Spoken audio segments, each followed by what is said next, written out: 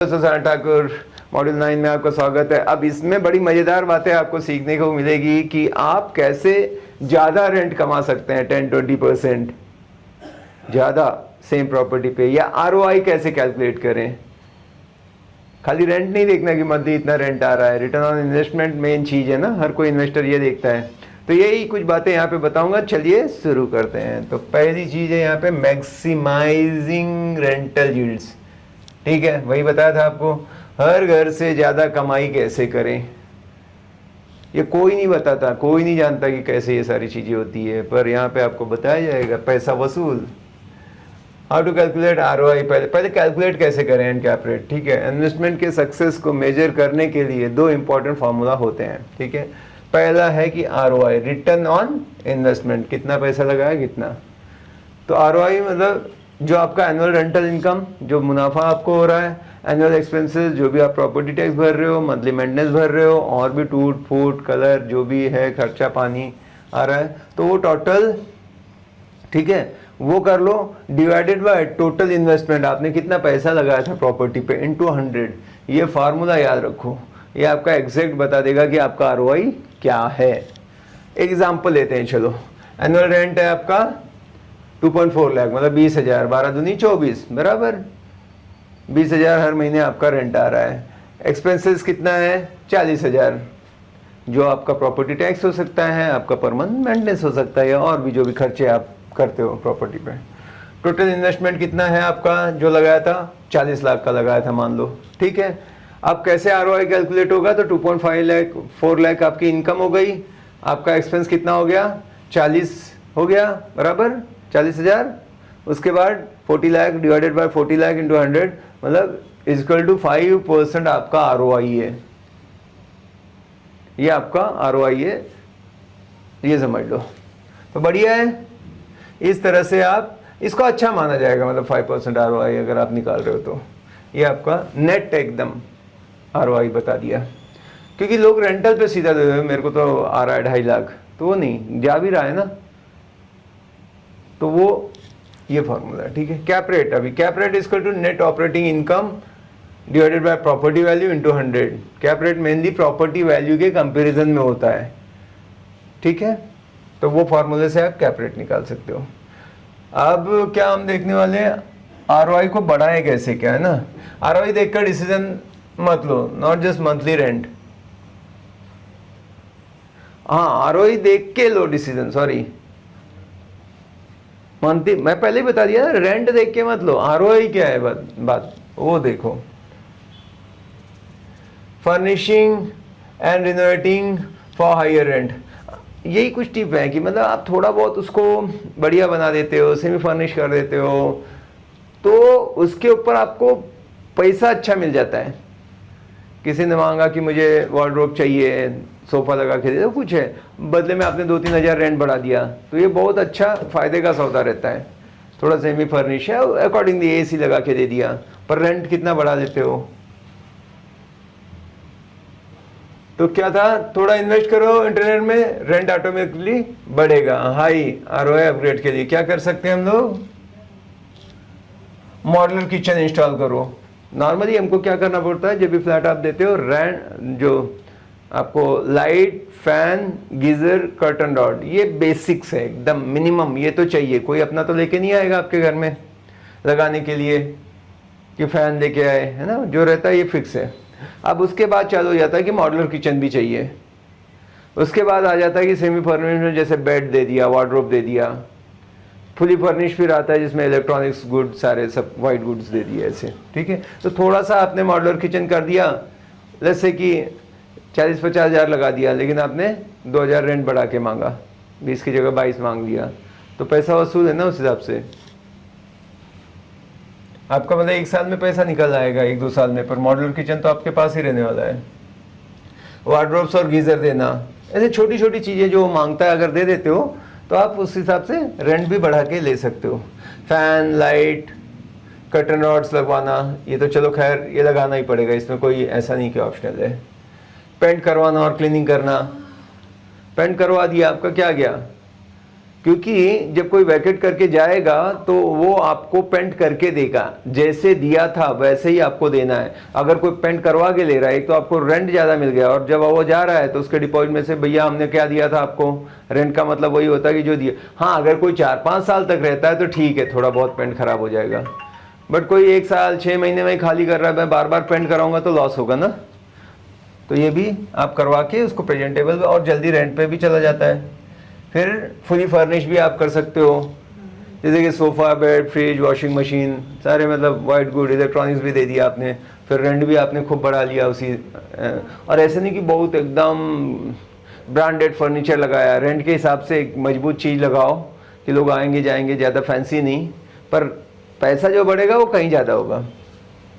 Specially IT hubs में demand ज़्यादा होती है। जो IT हब्स हैं जहाँ पे 5 किलोमीटर के एरिया में, वहाँ पे इसकी डिमांड बहुत ज़्यादा रहती है। रेंट आपको अगर आप ऐसे करते हैं तो 20-40% तक ज़्यादा मिलता है। मतलब आप फ्लेक्सिबल रहो, ऐसे नहीं कि नहीं जो है मैं ऐसे ही दूंगा। अगर कोई मांग रहा है तो मतलब ठीक है ना, अगर आपको ये चाहिए तो ये आप मतलब रेंट उसी अकॉर्डिंगली बढ़ के मिलेगा।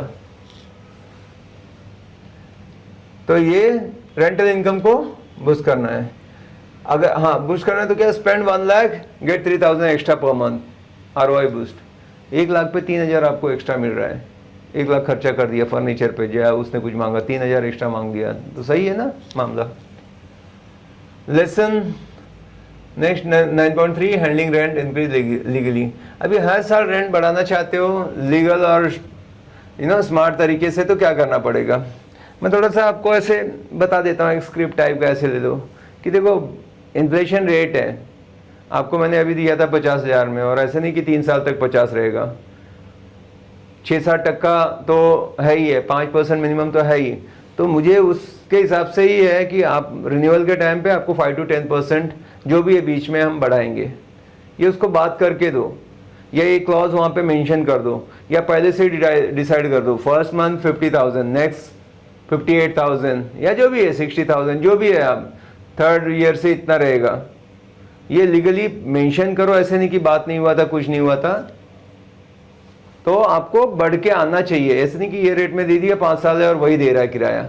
ज़्यादातर मैं देखता हूँ कि घरों में जो पुराने 3-4 साल से चल रहा है वो बहुत कम रेंट पाते हैं, क्योंकि उतना वो बढ़ाते नहीं है हर साल, पर मिनिमम 5% तो बढ़ता ही है, बढ़ता ही है। और कुछ अगर बहुत डिमांड है उस एरिया में तो आप 10% तक जा सकते हो, ठीक है, बीच का 7-8% भी बढ़ जाए तो ठीक है। तो रेंट एग्रीमेंट में एनुअल 5-10% हाइक क्लॉज लिखवाओ, या फिक्स अमाउंट है तो वो भी लिख दो कि फर्स्ट ईयर के लिए ये रहेगा, नेक्स्ट ईयर के लिए ये रहेगा, थर्ड ईयर के लिए रहेगा, अगर वो चाहे। नहीं तो दोनों ओपन है, उसको लगता है कि नहीं फर्स्ट ईयर के बाद इतना मैं बढ़ा के नहीं दूंगा 5,000, तो वो फ्री है, वो दूसरा देख सकता है, मैं भी दूसरा देख सकता हूँ। पर कोशिश करना खाली ना रहे, आप मार्केट देख के ये सब करो कि देखो भैया अभी तो इतना डिमांड है, लोग 60 दे रहे हैं, आपका 50 चालू है, तो आप देख लो, आप भी दे सकते हो तो दो, चलो आप पुराने हो थोड़ा सा कम कर देता हूँ, है ना।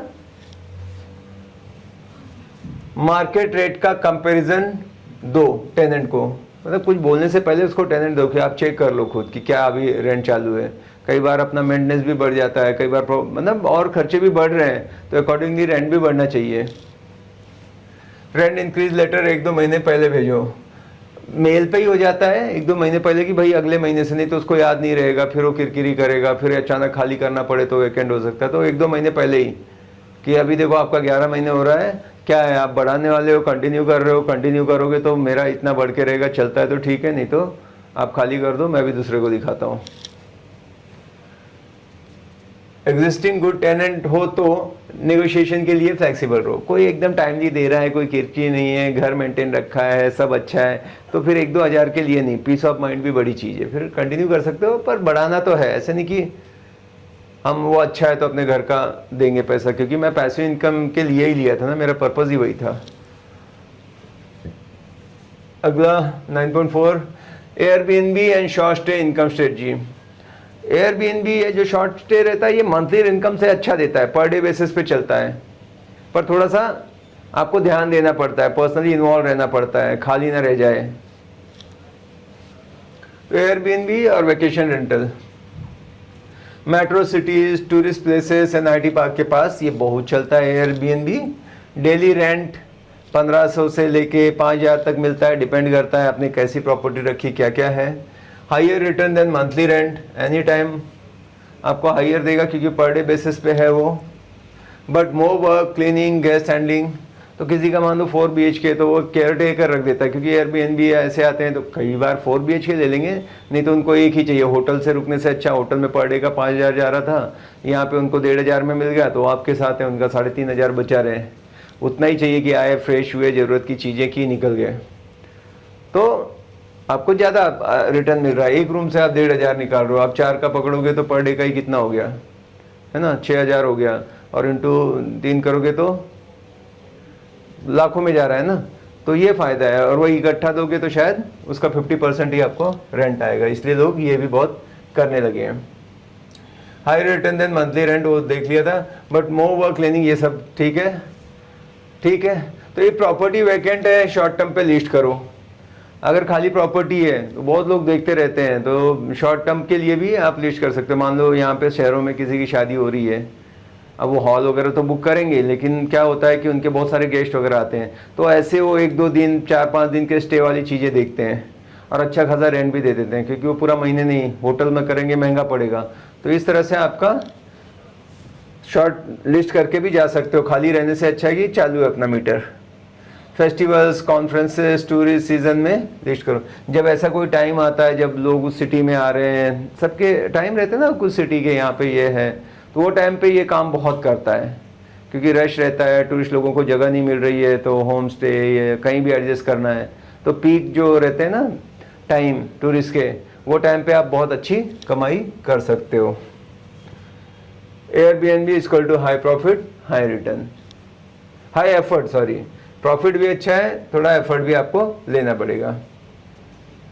तो पैसिव नहीं but useful job property, but useful जब प्रॉपर्टी आई लो, ठीक है। अभी पैसों नहीं मिलेगा ये एयरबीएनबी वाले में कि आपको इन्वॉल्व रहना पड़ेगा, लेकिन प्रॉपर्टी अच्छी हो तो ये आप चांस ले सकते हो, बहुत डिमांड में हो जगह पे, तो आप मलाई मार के एकदम से पैसे कमाओ, क्योंकि आप आवाज़ करो 10 लोग खड़े हैं, तो महीने का देने से अच्छा आए गए और रोज़ छाप रहे हो पैसे, वो ज़्यादा बेटर रहेगा।